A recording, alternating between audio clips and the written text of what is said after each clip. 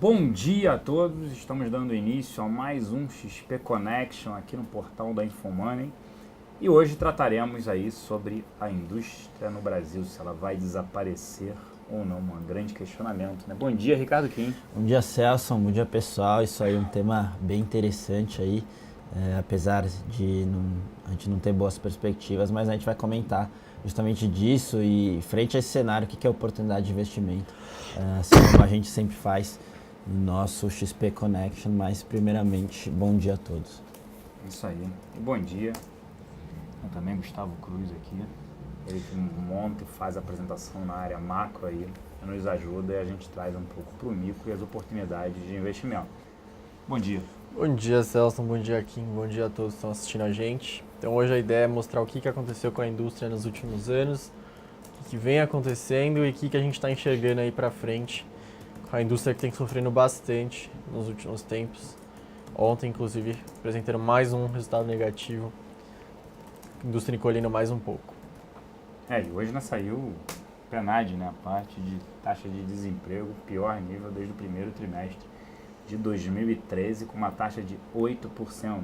Com certeza com influência da indústria também, né? Com certeza. A indústria vem demitindo desde o ano passado, construção civil também. Serviços acabava absorvendo essa mão de obra demitida. Não dá mais para serviços absorver.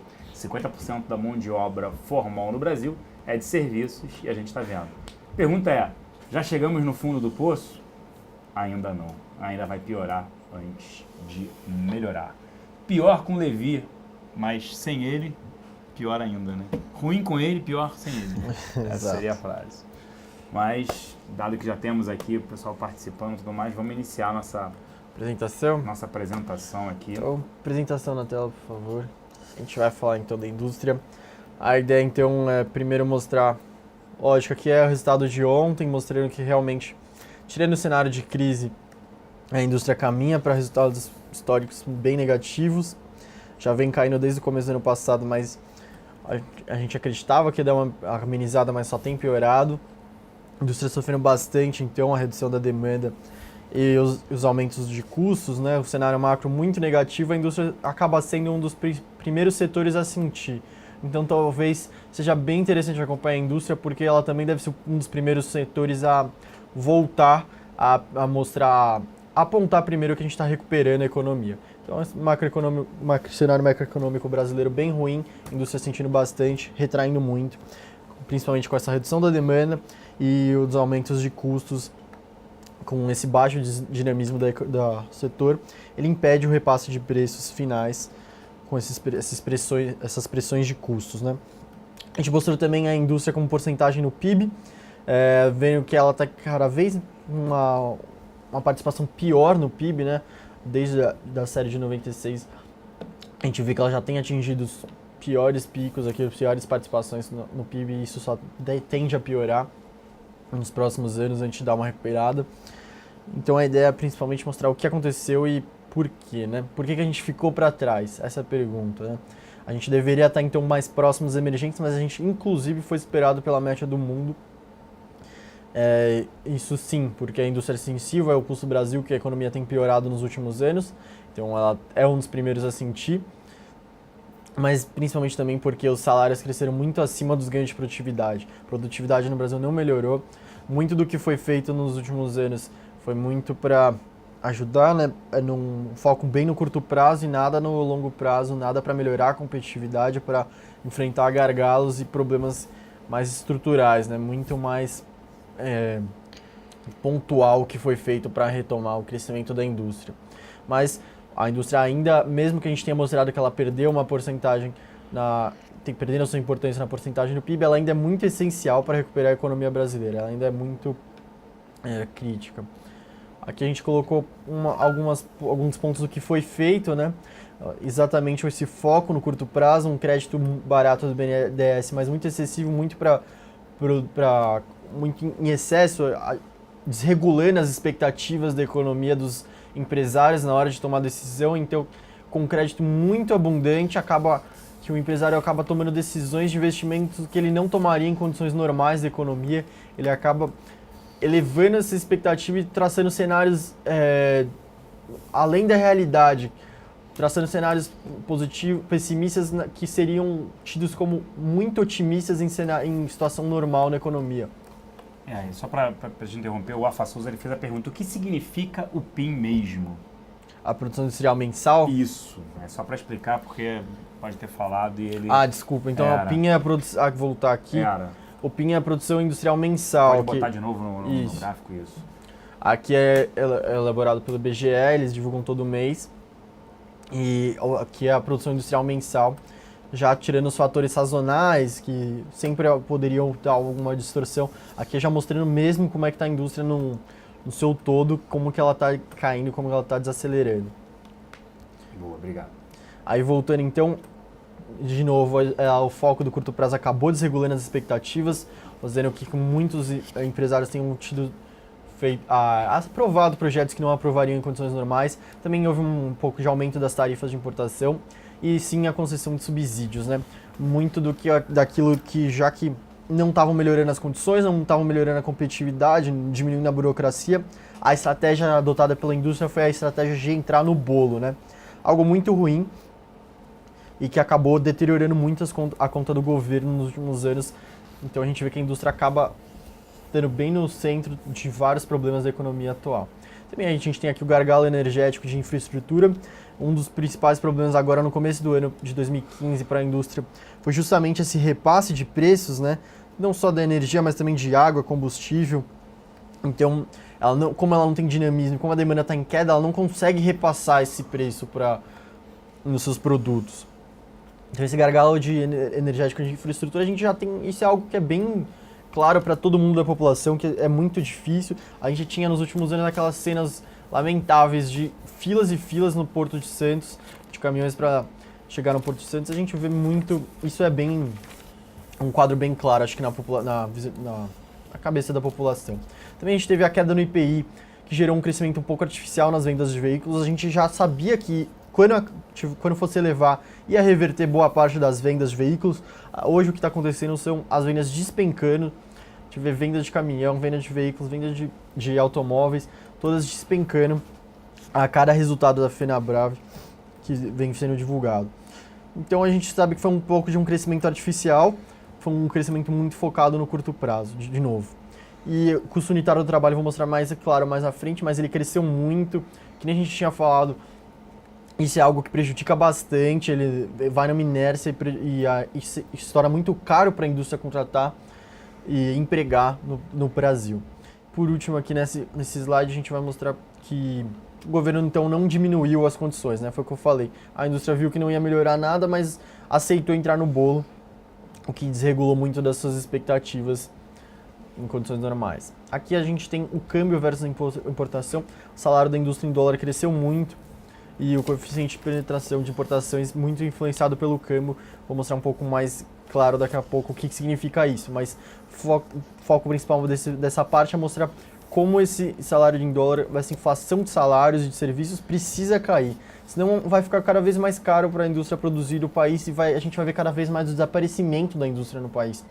A gente vê diversos, agora sim, com a expectativa de se realinhando, diversos projetos sendo cancelados porque não tem condições, não tem como produzir com um salário tão caro, com uma mão de obra tão caro, sendo que ela não tem um contraponto em produtividade. Além de ter que pagar muito, você não tem uma mão de obra qualificada que dê uma produtividade boa para a sua indústria. Então a gente precisa principalmente corrigir os desequilíbrios macroeconômicos para voltar o crescimento em direção ao seu potencial e depois sim arrumar ainda mais as condições dos gargalos que a gente mostrou, tanto de infraestrutura quanto de energia, quanto de diversos outros. Aqui já é a parte mais do câmbio, então a gente teve essa correção do câmbio que foi feita desde 2011, o aumento do salário neutralizou um pouco ela, mas o efeito da depreciação que a gente deve acompanhar nos próximos anos, ele não vai ser uniforme, ele vai depender muito da sensibilidade, porque a gente tem indústrias que são mais focadas para exportação e outras para importação. Então o salário é mais caro, então vai mudar um pouco do coeficiente, tanto de uma quanto de outra, nos próximos anos. Além de que convém reavaliar essas políticas que foram feitas de desoneração, de isenção, de proteção. Acho que não se justificam mais você fazer essas políticas de curto prazo. Aqui a gente tem a parte da balança comercial, identificando bastante o quanto esse câmbio prejudicou não só a indústria, mas principalmente a economia brasileira. As importações chegaram a ultrapassar as exportações. A gente acha que esse cenário ainda deve persistir tanto em 2015, ainda pelo menos na metade de 2016, para depois começar a reverter e a gente voltar a exportar bastante, abrir um gap entre exportação e importação, como a gente estava nos últimos anos. E a gente vê bastante nesse gráfico que foi um desequilíbrio que se acentuou bastante em 2013 e 2014, principalmente com uma intervenção forte do Banco Central no câmbio, evitando que o câmbio seguisse o equilíbrio de mercado, como agora parece que vai voltar a seguir. Aqui a gente tem a parte das indústrias que se beneficiam de um coeficiente de exportação e de coeficiente de importação. Ou seja, a gente tem, por exemplo, um setor de alimentos que ele tinha um coeficiente de exportação de 27%, hoje ele está em 21%. Isso significa que, como o câmbio estava muito desvalorizado, ele perdeu competitividade. Ou seja, se o câmbio tivesse seguido essa condição normal, o setor de alimentos conseguiria manter uma exportação significativa de 27%, mas como teve uma intervenção muito forte, o setor de alimentos, de indústria de alimentos, ele perdeu essa competitividade para exportar e recuou para 21%. Mesma coisa para os outros exemplos. O couros e calçados, eles conseguiam exportar 42%, mas com esse câmbio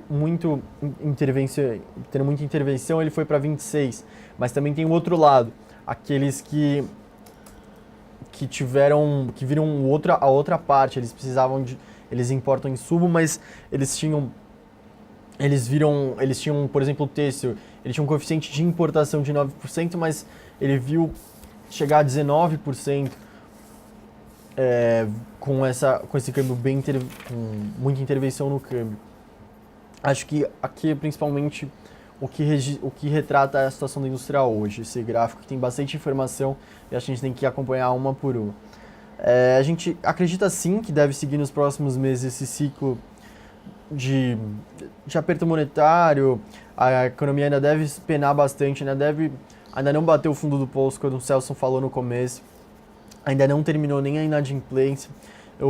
A situação econômica para a indústria ainda vai ser ruim nos próximos meses, e isso é refletido nesse gráfico que mostra o sentimento dos membros da indústria, dos empresários, o que eles estão vendo para a situação atual, que é o gráfico vermelho, ou a linha vermelha, as expectativas, que é o amarelo, e a confiança, que é o branco. Todas estão bem próximas, mas o importante é notar que elas estão caindo. Eles não estão vendo muito a saída do fundo do poço, mas a gente acredita que isso é um cenário a gente ainda acredita que no ano que vem, quando a economia começar a retomar, isso a gente vai ver uma recuperação nessa confiança. Muito do que aconteceu, então, é refletido pela essa redução da demanda, por esse cenário de foco no curto prazo do governo e por isso a economia está fraca, mas existe sim uma saída, a indústria não vai desaparecer total. Existem muitos fatores cíclicos atuais que estão sendo retratados por esse gráfico de confiança, e a esperança é que a retomada do crescimento macroeconômico seja o primeiro ponto para trocar a tendência, né, nesse gráfico, e depois sim sejam feitos ajustes de competitividade que são penosos, demoram, mas que são essenciais para que a gente tenha uma indústria representativa no PIB, uma indústria importante na economia brasileira, gerando empregos e sendo importante para o país nos próximos anos. Se isso não for feito, e se for refeito essas políticas de curto prazo que foram feitas nos últimos anos, a gente vai ver simplesmente uma reversão, que nem a gente foi da crise, para alguns anos de alento, mas depois retornar a uma fase de baixo crescimento, de desaceleração da economia industrial nos próximos anos. Acho que vou saindo agora um pouco da apresentação. Então a gente focaria muito nisso. A gente mostra que a indústria desacelerou muito nos últimos anos por uma política um pouco errada do governo, que não priorizou... Um pouco não, né? Totalmente. Exato. Que não priorizou o que realmente precisava ser sido corrigido em momentos, inclusive eu acho que talvez um dos grandes defeitos, assim, que a gente pode ter falado, assim, não defeitos, mas talvez numa época que a economia estava crescendo, seja artificialmente ou não, O governo penou muito em não ter aproveitado essa época para ter feito umas decisões um pouco duras. Prezou muito pela sua popularidade, por manter um status, uma aparência frente à população. Político. Populismo total. E seria um cenário muito ideal para você fazer umas correções que são duras, que afetam na hora a população, que são, como que eu digo, que a população não aceita assim tão fácil. Populistas, né? Você tem que tomar medidas quando o mundo está crescendo, o país está crescendo. Impopular. Não no contrário, Exato. são medidas impopulares. Exato. Agora tem que fazer um ajuste com a economia, justamente todos os países reduzindo juros estão incentivando o crescimento e aqui justamente você está ao contrário. Você tem que reduzir consumo, a gente tem que ter desemprego, a gente tem que ter um juros de piso 14%, uma inflação 8,30%, e a nossa inflação não é 8,30%, né? A nossa inflação é acima de 10%, tudo sobe mais de 2 dígitos, né? Imagina ali a população de uma menor renda, uma dificuldade, isso, a inflação corroendo a renda dela, o desemprego subindo. Isso foram medidas, principalmente ali na crise de 2008, foi julgar o que era uma marolinha e foi atropelado por um tsunami, né? Aí começou em 2009 o incentivo às montadoras. Nós temos um problema nas montadoras, a gente não é um país com uma viabilidade para as montadoras. Nós temos um custo de mão de obra caro, uma mão de obra que não é qualificada e também impostos absurdos, né? Quando você olha até, por exemplo, a gasolina ontem, você teve diversos postos não cobrando gasolina, 56% a menos o preço da gasolina. De 3,10 o litro foi para 1,50, sei lá. Então, quer dizer, isso impacta, obviamente, e você não vê esse retorno, né? Como até alguns convidados aqui falaram isso, quer dizer, esses impostos para bancar o social, quer dizer, para bancar uma parte da população, menos gente empregada, né?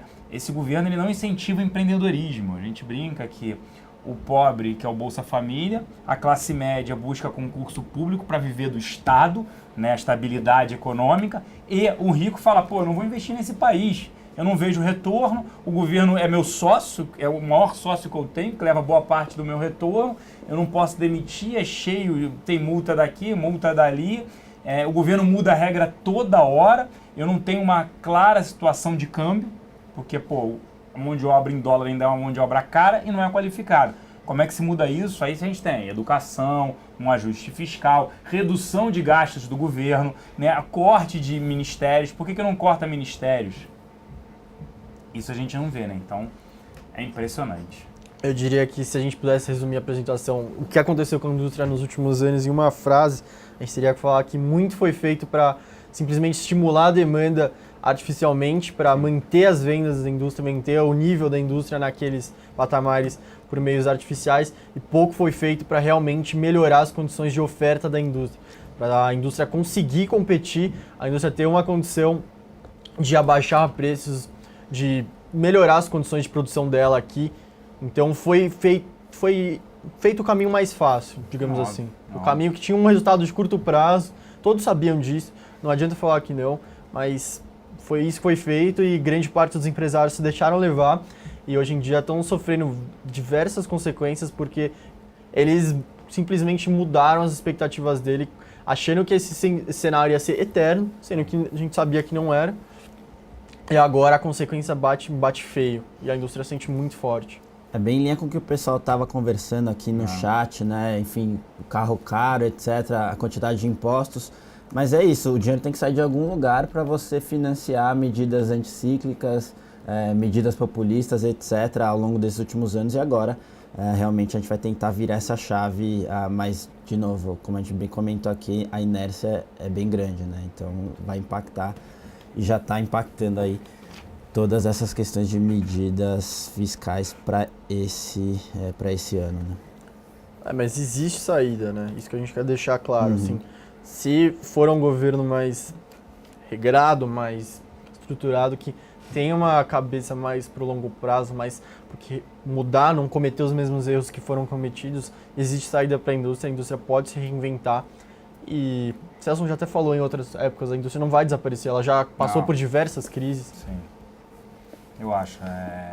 O brasileiro ele é bastante criativo, então ele consegue, pelo menos, mesmo com toda a interferência governamental, acha assim, né? As empresas, os bancos, ninguém pode dar lucro, né? Impressionante. Aqui no país parece que é um pecado gerar lucro. Então o cara não investe, porque se o Estado interferir menos na economia, a economia se ajusta. E aí a empresa gera maior riqueza, lucro, contrata mais gente, pode exportar. Quando você não tem regras claras, eles ficam mudando isso. E não, olha, eu vou te taxar mais porque eu sou Estado incompetente, não corto meus custos, mas te taxo mais para arrecadar mais. Pô, é um absurdo. O cara fala, vou ficar investindo.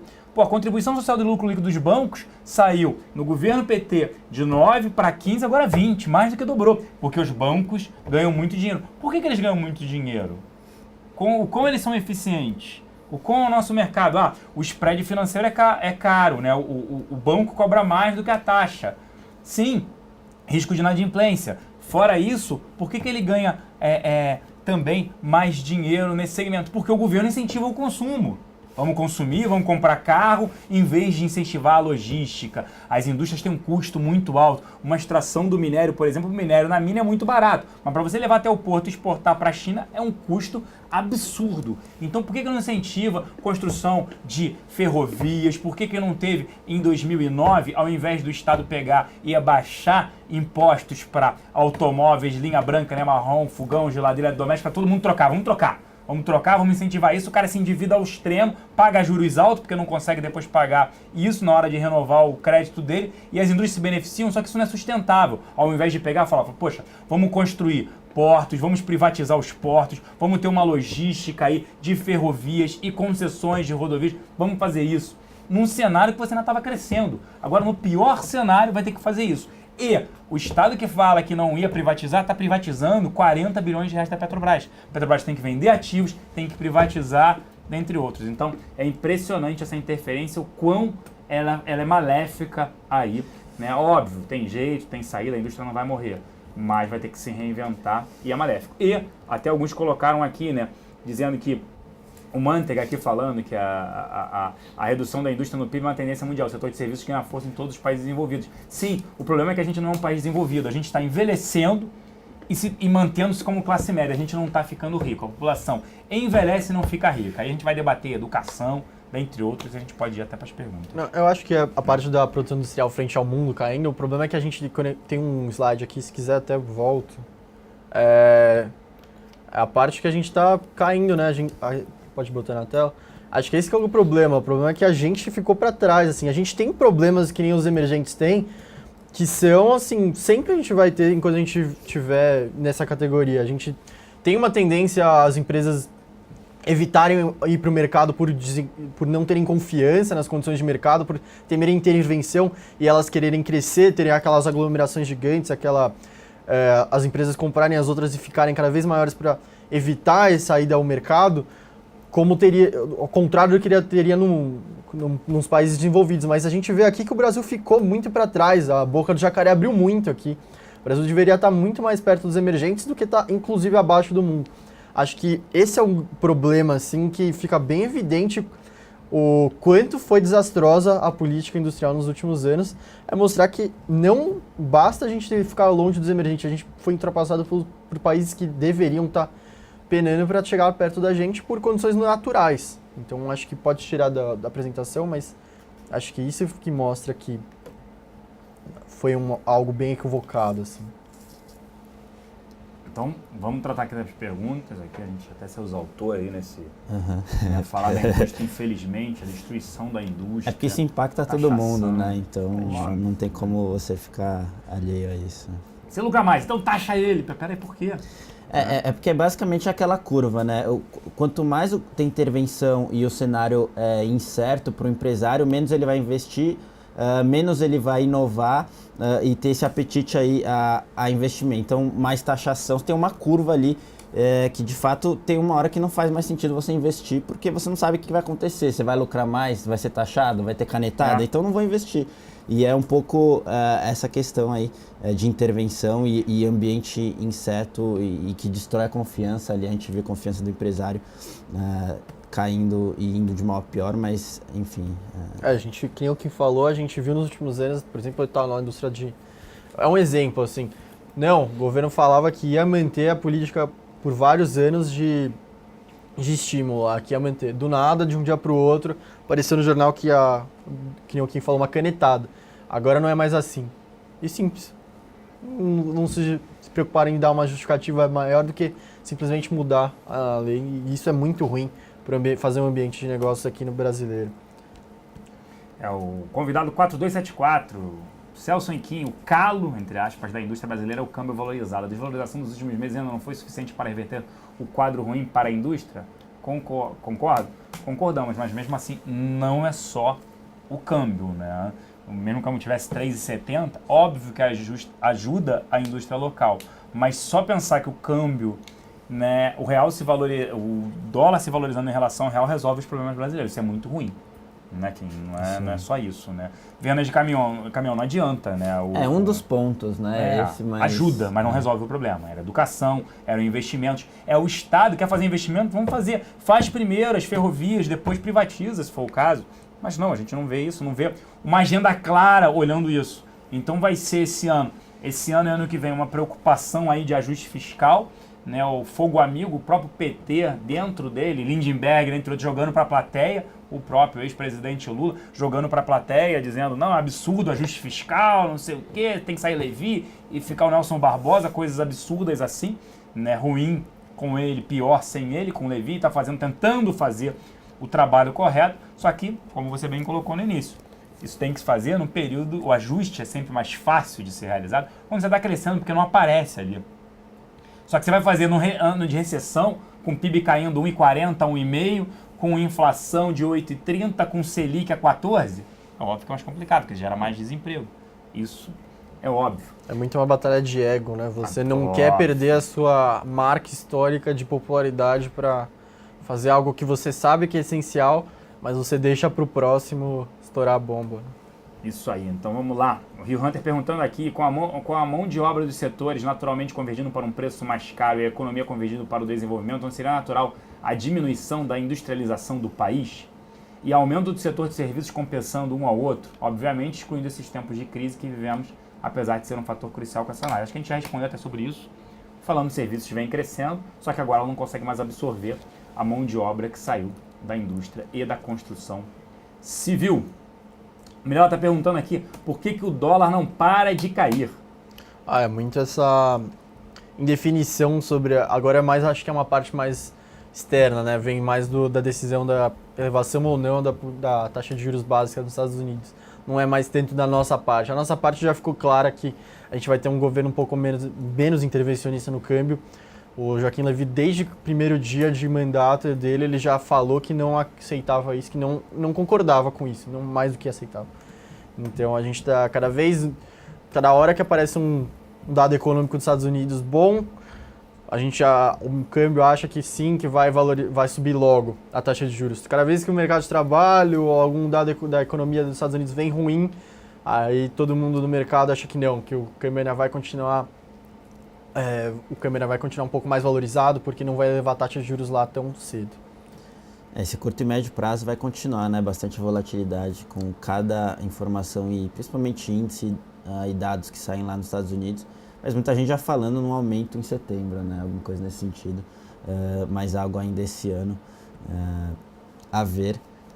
Ficar de olho porque de fato isso aí vai mexer com câmbio, bolsa, esse cenário externo cheio de liquidez. Mas por outro lado, com essa questão de aumento de juros nos Estados Unidos aí pela frente, um passo bem importante para se monitorar. Nosso escritório, né, nós temos XP Securities em Nova York, em Miami, e eles trabalham com uma elevação a partir de setembro das taxas de juros por lá. E a economia mostrou aí, né, os números de hoje um pouco piores do que as expectativas, principalmente o revisado. Né? Então acho que por isso o dólar vem enfraquecendo, subiu bem, né? Voltou para 13,18, depois vem arrefecendo um pouco, que vai ser assim, bastante volátil, né? Até a gente recomenda algumas operações, um call spread em dólar, uma operação ali que você se beneficia da alta, ou mesmo pensar numa fence em dólar. Nossa mesa de estruturados aqui está à disposição, e aí preencham aqui os dados, quer investir com eles e tenham acesso a essas oportunidades de investimentos. Concordo aqui com o Manteiga aqui falando, né? É difícil concordar com o Manteiga, mas aqui o convidado Manteiga aqui falando.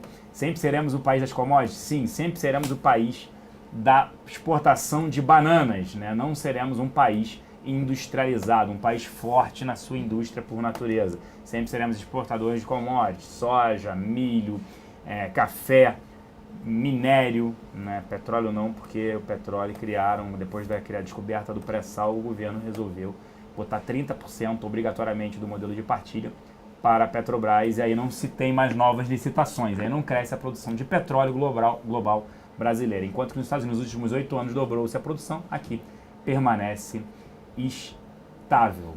Tá? Vamos lá para mais perguntas. A gente passava as perguntas sobre ativos, sobre papéis. A gente vai aqui. Por que as montadoras no Brasil insistem em manter as margens altas? Nós pagamos um carro popular produzir quase 40% a mais do que é exportado para o México. É só baixar as margens de lucro. Não é só isso, né? A parte de impostos também, como eu citei, a gente já citou isso, é bastante relevante, tá? Na verdade, a margem é apertada, né? Porque antes você tem um imposto ali, antes do lucro líquido, que come toda a margem, enfim. Vamos lá. Um outro aqui falando, o problema, além, né, do que é a renda média do trabalhador brasileiro. Um automóvel no Brasil custa em média R$1.000 por mês, entre custos de manutenção, impostos e tal.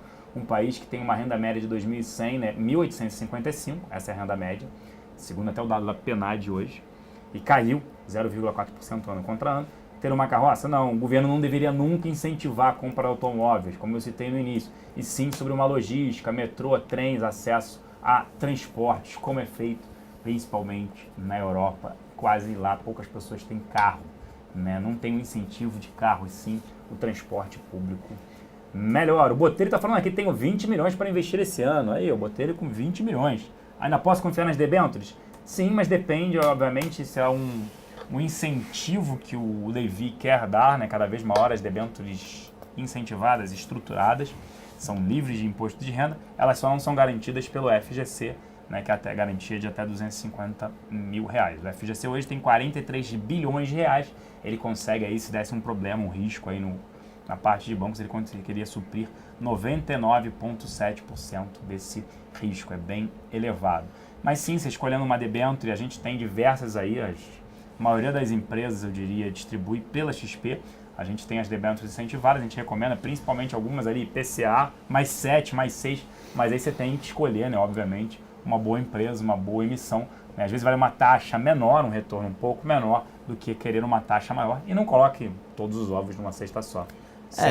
Basicamente a questão de perfil, né? Dado o seu perfil, a gente aqui tem uma equipe de alocação justamente para tentar auxiliar dependendo do seu perfil, mas o primeiro passo é definir perfil, o segundo é justamente, como o Celson falou, fazer essa gestão de portfólio, colocar, obviamente, um pouco em debênture incentivada, só que o risco é maior, porque o retorno é maior, o risco é maior. Se não tem FGC, etc., colocar uma parte menor, talvez, colocar mais em alguns instrumentos que são garantidos pelo FGC, até uma LCI e LCA mais curta. Obviamente a gente tem algum risco aí de taxação para frente, mas é tudo questão de ponderar aí portfólio, mas tem muita coisa para fazer. A nossa plataforma aí é tem bastante alternativa aí, diversos emissores, fundos, etc.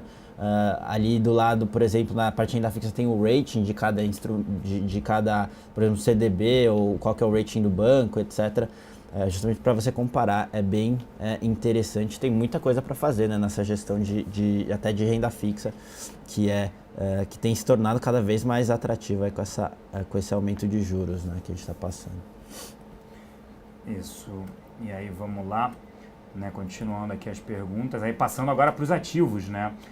Fernando F. Bom dia, senhores. Qualicorp caiu 20%, 19,55% para ser mais exato, na última sexta-feira. Apresentou até uma recuperação na segunda. Após a notícia de corrupção que aparentemente foi dada errada, principalmente foi o jornal O Globo, divulgou durante o dia, entrou em leilão diversas vezes na sexta-feira, e aí no final do dia ele desmentiu, já estava no after, já tinha fechado aí. Vocês acham, Ricardo Kim, analista-chefe da XP, pergunta para ele, que a ação volta rapidamente ao preço de antes da derrocada? Uma boa pergunta, Fernando F. Na verdade já voltou boa parte, né, depois que foi corrigida a matéria, mas só para a gente lembrar, na sexta-feira à tarde saiu essa matéria no Globo, citando aí o Júnior como um dos alvos aí da Operação Acrônimo, que é a operação que tenta desvendar aí lavagem de dinheiro, empresas laranjas ligadas a campanhas, etc. saiu isso, entrou em diversos leilões, fechou quase 20 de queda, e logo no final da tarde o próprio Globo corrigiu a matéria, falando que não tem nada a definir, não tem nada concreto, que o Júnior só teria citado como objeto de interesse da Polícia Federal, mas sem nenhuma ligação com a operação em si. E aí depois disso, no after, o papel já tinha voltado no limite de alta de 2% e depois, na segunda-feira, já voltou boa parte disso. Agora, olhando para frente, vale comentar que na segunda a gente teve teleconferência, a empresa falou, até o próprio Júnior comentou toda essa questão desse equívoco do jornal, etc. Eles até fizeram uma recompra de ações, tentando sinalizar para o mercado que essa queda não teria muito fundamento, etc. Mas olhando daqui para frente, a gente aqui como análise vê, e já vem comentando há algum tempo já que Qualicorp é um case interessante, mas sempre vai ter alguns riscos que você vai ter, que vai ser inerente ao case. Risco de regulação, primeiro, dos planos coletivos, que a qualquer momento pode vir uma canetada, alguma coisa nesse sentido. E agora também essa questão de envolvimento, possível envolvimento ou esse news flow negativo aí com relação ao fundador da empresa nessa operação Acrônimo, que nada foi confirmado até agora, mas vai ter ali uma incerteza a mais pela frente. Então, de novo, a gente continua com a mesma cabeça, é um case interessante, só que você vai ter que sempre olhar o risco-retorno de você ter todas essas questões de regulação e esse envolvimento aí, essa notícia nova, e ter que ponderar isso. Hoje, o ativo está negociando ali num múltiplo preço sobre lucro 2015 cerca de 14 vezes, algumas vezes nesse sentido, já tradou a 20 vezes, então até mesmo com todos esses riscos aí, é um investimento interessante, mas de novo, sem com qualquer tipo de concentração mais forte no papel. Hoje, por exemplo, a nossa carteira de longo prazo, a gente tinha 8% em Qualicorp, depois dessa queda a gente até aumentou para 10%, mas esse, ao nosso ver, é o limite máximo. Vocês vão ver a gente com uma alocação maior que isso em Qualicorp de novo, porque você tem bastante risco, mas o risco-retorno ainda é interessante no case, tá? Porque nada foi confirmado de novo, foi só mais esse erro, entre aspas, aí, do jornal, né? Feio, né? Impressionante isso. Eles até comentaram na teleconferência, por causa disso, não sei o que, perdemos 1,2 bi em valores de mercado, não sei o que, tentar botar uma pressão ali, mas de fato foi isso que aconteceu de sexta e durante essa semana até hoje. Boa, Ricardo Kim. Várias perguntas sobre bancos, vamos discutir aqui. Perguntaram, Bradesco, como ficam os bancos daqui para frente, qual a sua relação com a economia e indústria, e a compra do HSBC pelo Bradesco pode influenciar muito em suas ações? Vamos lá, vamos em parte. Bradesco, a gente acha que o setor financeiro, mesmo apesar do aumento da contribuição social sobre lucro líquido, de elevação de 15% para 20% e uma possível extensão do JCP, Juros sobre Capital Próprio, que a gente acredita que seja extinto, isso só poderia ser no ano que vem, o aumento da alíquota de contribuição social sobre lucro líquido vai ser implementado a partir de 1º de setembro, já está claro isso, já estaria no preço. Então a gente acha que as ações são atrativas do setor financeiro? Sim. Em bancos, sim. A gente olha a bolsa negociando a 12,5 vezes preço sobre lucro, ou seja, você investindo na bolsa, ela demoraria, resumindo assim a história, 12 anos e meio para você recuperar o dinheiro. Bancos estão negociando a 8 vezes, principalmente Itaú. Então, a nossa principal exposição e recomendação da nossa área de análise em Itaú. Bradesco, corre o risco? Sim. Ontem saíram as informações no broadcast de que a oferta do Bradesco pelo HSBC Brasil seria quase que no topo, 10 bilhões de reais. A gente já havia informado isso na nossa reunião matinal. Quem é cliente XP e tem acesso a essas informações, ontem de manhã já havíamos falado que a gente acredita que quem leve isso seja o Bradesco, em segundo chance, oportunidade de levar o Santander, depois Itaú. Por que isso? Primeiro porque o Bradesco ele quer voltar a se aproximar do Itaú, porque depois da compra em 2008 do Unibanco pelo Itaú, o Itaú disparou em tamanho, em volume de ativos. O Itaú tenta ser o banco com melhor retorno. O Bradesco quer voltar a ser o maior banco brasileiro. Então, ele tende a pagar mais pelo HSBC na sua base. Então, isso poderia prejudicar, e isso vem prejudicando o seu desempenho em relação a Itaú. A gente prefere Itaú, acha que é um dos melhores ativos para ter no ano atual.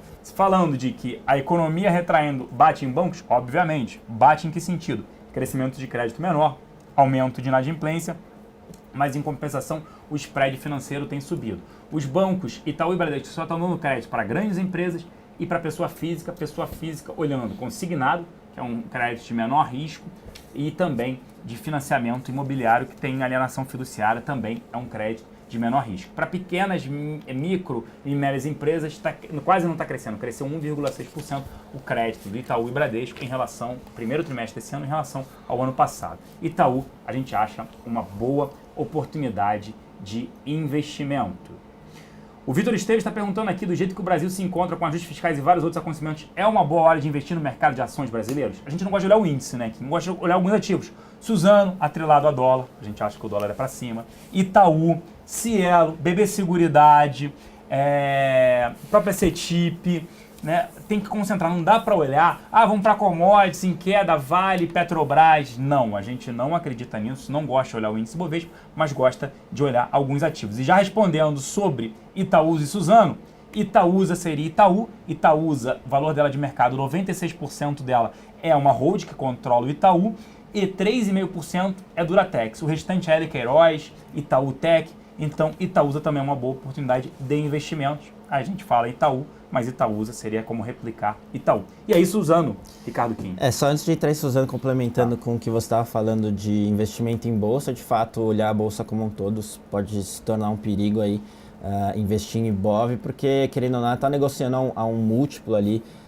preço sobre lucro, acima da média que a gente viu nos últimos anos e com um cenário macro extremamente desafiador. Então, os investidores topando pagar mais caro para um ambiente macro pior. Isso chama a nossa atenção, por isso a gente tem falado que o investimento no índice como um todo talvez seja um pouco perigoso, mas obviamente a gente tem diversas oportunidades. Hoje na nossa carteira a gente tem bastante peso em financeiro, exportação, etc. E nesse sentido entra aqui Suzano na jogada. A gente gosta bastante do ativo, apesar dessa alta em termos de cotação. Em termos de múltiplo, ela ainda negocia um múltiplo razoável. Obviamente, com a cotação, o potencial de lucro dela com essa alta do dólar e desempenho do mercado de commodity de celulose, a gente vê os lucros crescentes, a EBITDA crescente. Então, por isso que, apesar da cotação ter subido, no relativo ainda negocia a um múltiplo razoável. Então, na parte de exportação, é a nossa preferida, é Suzano. Justamente, principalmente também a questão de commodities, né? Com o mundo, a parte de commodities performando tão mal, a parte de celulose no relativo tem performado bem, a parte da demanda tem sustentado aí repasses de preço, etc. Então, a Suzano é um case bem interessante para alocar no seu portfólio. Você tem que ter, enfim, ao nosso ver, tem que ter uma exposição a dólar aí na parte de ações. Outra, já pegando o gancho, outra empresa interessante seria a Fibria, né, que ficou para trás. A gente até algum tempo atrás só tinha Suzano na carteira e agora, como Fibria ficou para trás, etc., começou a chamar a atenção. A gente até colocou um pouco de Fibria. Com isso a gente faz duas tacadas aqui. A primeira é diluir o risco em duas empresas na parte de exportação e dois, tentar pegar essa questão de Fibria que ficou para trás nesse curto prazo. Tá? Então é um pouco disso que a gente vê de Suzano e exportação. Isso, teve a pergunta de Petrobras, já dá para comprar? A gente acha que o ativo está uma empresa muito endividada. Óbvio que pode subir com a redução do plano de negócios, né, dos investimentos. O valor divulgou hoje, que é dia 23 de junho, né, a previsão era dia 15, passou para o dia 23 de junho. Mas a empresa ela não aproveitou o bom momento, né, para trazer mais transparência e credibilidade que já havia sido perdida na divulgação do primeiro TRI. Ela teve EBITDA, o resultado operacional não recorrente, ela pegou esse resultado, multiplicou por 4 e chegou no anualizado. Dificilmente a companhia vai ter um resultado como foi o primeiro TRI. Por quê? A linha abastecimento, gasolina e diesel, saiu de um prejuízo no primeiro TRI de 2014 de 4 bilhões e 800 milhões de reais para um lucro de 6 bi 300. Pô, excelente isso, Celso. Só que o primeiro TRI, o mês todo de janeiro e boa parte de fevereiro, foi inflado esse segmento abastecimento de gasolina e diesel, porque o preço aqui da gasolina e diesel estava com 33% de prêmio em relação ao comprado lá fora. Agora, o governo teria que dar um reajuste de 5% para a gasolina e um reajuste de 1% para o diesel. Agora ele começa a perder dinheiro. Por isso que não vai se repetir esse resultado extraordinário. Fora isso, o petróleo em queda, vamos falar, petróleo em queda é bom para a Petrobras. Não, não é bom para a Petrobras. Né? A Petrobras é uma empresa petrolífera. Ela teria que repassar os custos da gasolina e diesel para o consumidor. E aí esse governo fez a interferência quando ele incentivou carro, a compra em 2009. Em 2010 o pessoal não conseguia colocar combustível porque era caro. E o que ele fez? Vamos subsidiar combustível e fez a Petrobras perder 62 bilhões de reais do primeiro trimestre de 2010 até o final do trimestre, ao quarto trimestre de 2014. E aí o petróleo em queda fez a companhia, ela reportou no primeiro tri de 2014, no segmento de exploração e produção de petróleo, um lucro líquido de 10 bi 300. Esse primeiro tri de 2015, por conta da queda do petróleo, ela reportou 3 bi e pouco. Então, o número do resultado operacional do segundo tri em diante tende a ser menor do que foi o primeiro tri. E aí, por fundamento, nossa área de análise não recomenda exposição à companhia. Só estou me perguntando aqui, o Maurício, sobre GGBR4, Ricardo Kim. GBR4 está num setor que a gente também recomenda ficar de fora, que é o setor de siderurgia. A gente viu o Gustavo apresentando bastante coisa aí sobre produção industrial, que obviamente impacta bastante as siderúrgicas. Também a gente tem diversos dados aí, principalmente venda de automóveis. Se a gente falar pesado, tanto pesado quanto leves, aí, primeiro tri foi muito ruim. E como se não bastasse, depois disso, nos meses subsequentes, você teve uma queda pior ainda, principalmente pesados aí que nos últimos 2 meses caíram, a produção ali caiu 50% no ano contra ano. Então, assim, um ambiente macro muito difícil. A Gerdau especificamente reportou um resultado do primeiro tri na parte doméstica, que ainda é grande parte da fonte de receita da empresa, reportou um resultado doméstico ruim. O que segurou um pouco foi a parte externa ali, Estados Unidos, enfim, dando uma amenizada nessa questão, mas a gente deve ver essa tendência. Então, por isso, para Gerdau, a gente continua recomendando ficar de fora. Se você é cliente tem Gerdau e quer continuar no setor de siderurgia, a gente recomenda fortemente fazer uma proteção aí, já que a proteção é custo zero, você participa de uma eventual alta, obviamente você tem um teto, mas você fica protegido aí nesse curto e médio prazo, que deve ser difícil para as empresas de siderurgia. Se a gente tivesse que escolher uma no setor, seria a GGBR, mas de novo, recomendamos ficar fora. Quem tem muito racional você fazer uma proteção agora frente a esse cenário. Vamos lá, várias perguntas, a gente está com tempo aqui escasso, então vamos responder rapidinho aqui. O que acha de uma carteira? Banco do Brasil, BB Seguridade e Cielo.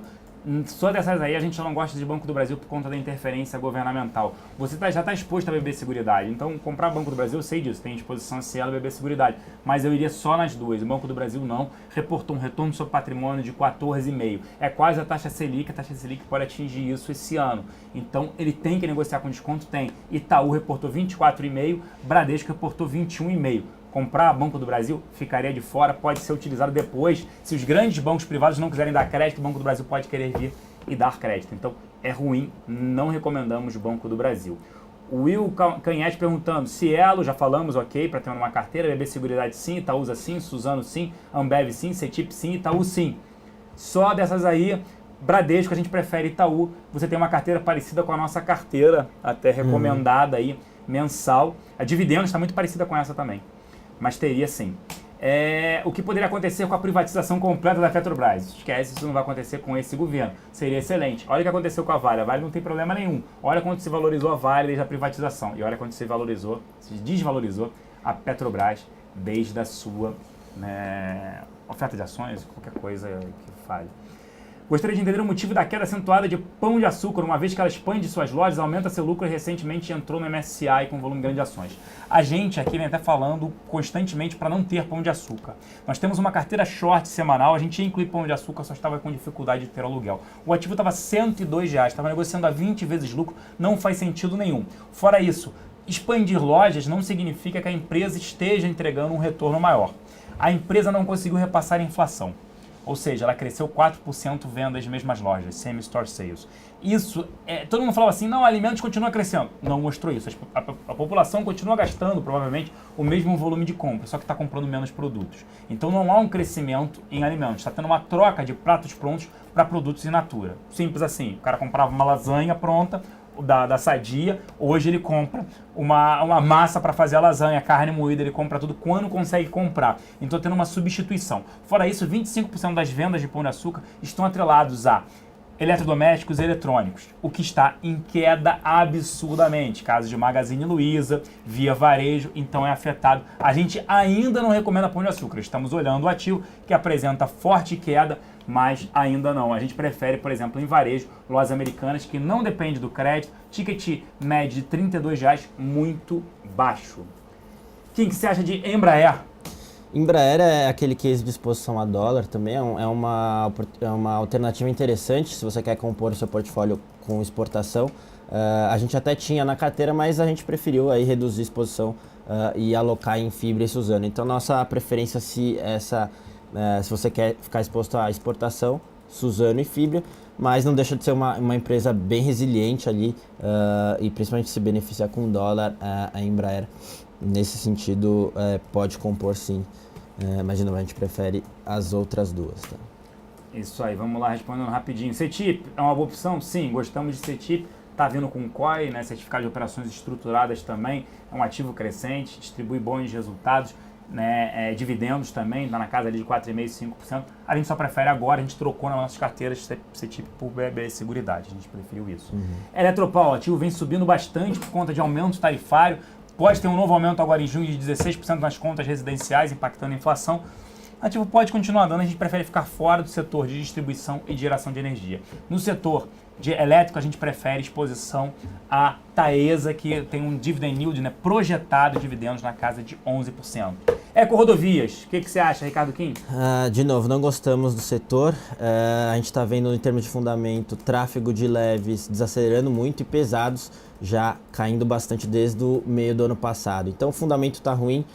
Em termos de fluxo, a gente tem aí um forte impacto, né, com relação às expectativas de juros futuros. Quer dizer, a gente está vendo aí um BC um pouco mais ativo para controlar a inflação e aumentar juros. Então, expectativa de juros subindo aí ao longo do último mês, principalmente. Isso aí prejudica bastante as concessões rodoviárias. Agora, o único alerta que a gente faz é que está tendo uma agenda até que positiva aí com relação à infraestrutura, com toda essa renovação das concessões, etc. Esse é o único ponto que a gente chamaria atenção, mas no estrutural ainda muito ruim, a gente prefere ficar fora do setor e assim Eco-Rodovias entra um pouco nesse racional. Boa, Kim. Vamos lá. Diversas perguntas, a gente não vai conseguir responder a turma. Vamos lá. As margens de baixo setor de raio do Brasil compensam o investimento nativo? Eu não gosto de olhar a margem operacional. Por quê? Você tem que olhar o retorno sobre capital investido. Senão você nunca compra Ultrapar, porque ela investe nos postos Ipiranga, pergunta lá no posto Ipiranga. E a margem de posto de gasolina, distribuição, porque é uma distribuidora, era de 2%, ela levou para 4%. Mas qual o retorno sobre o capital investido? Se ela botar ali, quanto é que ela tira? É isso que tem que olhar. E não a margem, senão você vai investir só em geradora de energia, que tem 70%, 80%. Só que o volume que ela teve que colocar numa usina hidrelétrica foi absurdo. Tem que olhar o retorno nesse caso. Eu não gosto de olhar margem, eu gosto de olhar retorno sobre capital investido.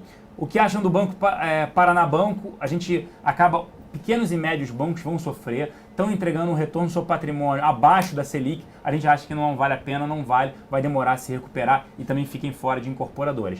Itaú entregando 24,5% de ROI, vai cair, mas mesmo assim é elevado. 8 vezes lucro, Itaú se torna bastante atrativo, Itaúsa também. O que acham da Rumo 3, Ricardo Kim? Rumo 3 está num cenário difícil aí, com bastante investimento de curto prazo e uma projeção aí de geração de caixa não tão boa. Eles divulgaram guidance, etc. Então por isso o investidor bateu bastante.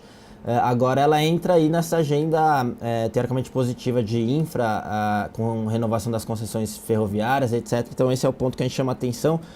Para o curto prazo, a gente não recomenda exposição. Agora, para um longo prazo, o case é bem interessante. Você tem diversas fontes de sinergia aí, principalmente com a possível renovação das concessões, renovação antecipada, começa a chamar atenção aí nesses níveis, já que a empresa sofreu bastante por conta desse cenário de CAPEX, etc. Vale ficar de olho, de novo, sem concentração forte, mas um pé em infra. Se você quer ter um pé em infra para longo prazo, essa é uma alternativa interessante, sim.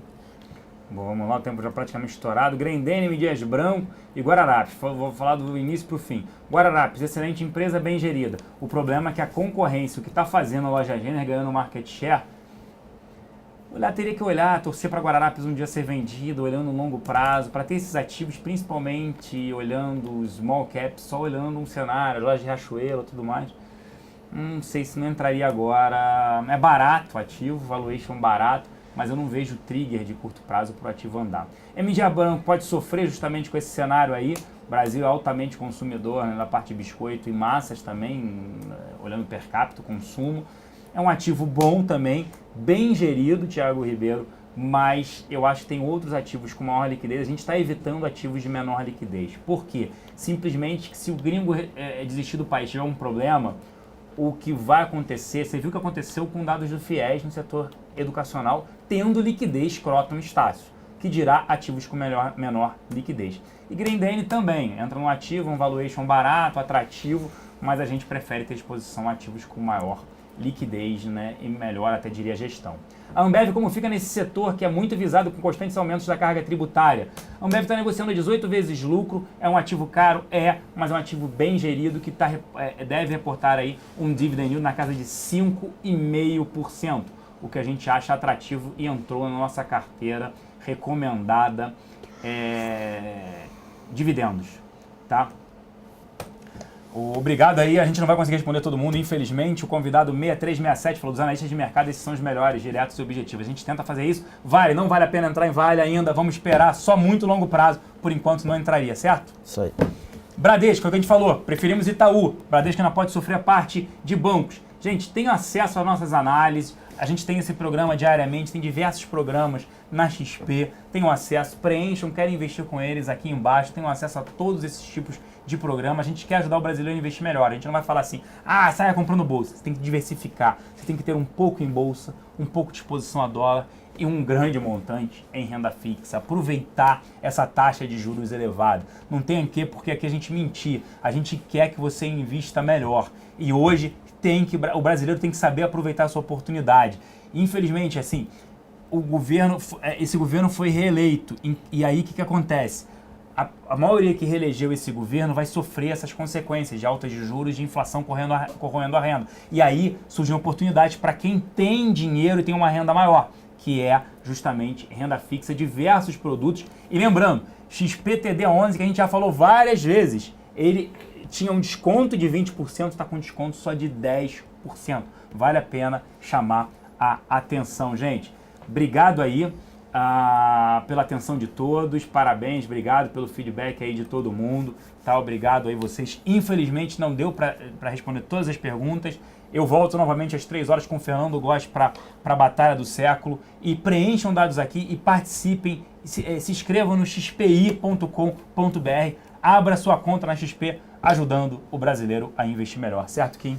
Certíssimo, Celso. Obrigado aí pela presença de todo mundo. De novo, a gente sempre vai estar aqui para tentar ajudar vocês, não só na parte renda variável, mas a renda fixa também. Só esse shift aí de poupança que enfim, corrói tudo, a inflação para fundos e até alguns instrumentos de renda fixa, isso já dá um up de rentabilidade absurdo com uma coisa fácil. Aí depois a gestão de portfólio, a gente pode até comentar mais nos próximos programas, mas é isso aí, nosso objetivo é justamente ajudar vocês e a todos os brasileiros a investir melhor. Então valeu, pessoal, e até semana que vem. Até semana que vem, pessoal. Obrigado, Celso. Obrigado, Kim. Espero que tenham gostado da apresentação de hoje. E indústria esse ano deve cair quase 4%, infelizmente, mas tem luz no fim do túnel.